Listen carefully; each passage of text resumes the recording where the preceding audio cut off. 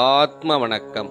ஆத்மபிதா சுவாமி சிவானந்த பரமஹம்சர் அவர்கள் அருளிய உலகத்தில் உட்பவித்த எல்லா மகான்களும் சொன்னது ஈஸ்வர மதம் ஒன்றை மட்டுமே. குருநாதன்மார்களாகிய எல்லா மகான்களும் எந்த மதத்தை ஸ்தாபித்திருக்கிறார்கள்? ஈஸ்வர மதத்தை ஆகும். அப்பொழுது எத்தனை மதங்கள் இருக்கும்? ஈஸ்வர மதம் என்கிற ஒன்று மட்டுமே இருக்கும். எனில் ஈஸ்வர மதம் என்கிற ஒரே மதம் அல்லாமல் வேறு யாதொரு மதமும் இல்லை.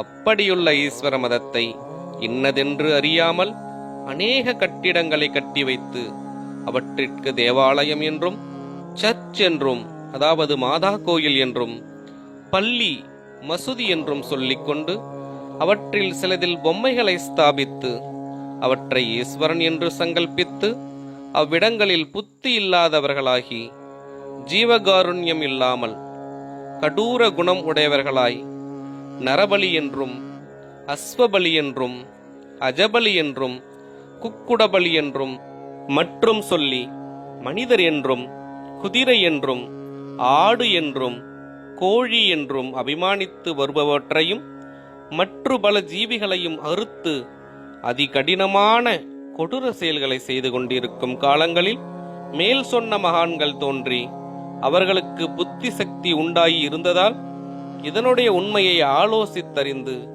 உலகத்தில் மிகவும் புத்தி முட்டி, அதாவது பிரயாசைப்பட்டு துன்புற்று மேற்சொன்ன கொலைகள் தப்பீதம் என்றும் உண்மையான மார்க்கம் இன்னதாகும் என்றும், அதாவது உலகம் என்பது தன்னுடைய சக்தியிலிருந்து உண்டானது என்றும் அந்த சக்தியை தன்னில் தானே லயிக்க செய்ய வேண்டியது என்றும் அதாகும் உண்மை என்றும் மற்றவையெல்லாம் தவறுதல் ஆகும் என்றும் அவர்கள் ஸ்தாபித்திருக்கிறார்கள்.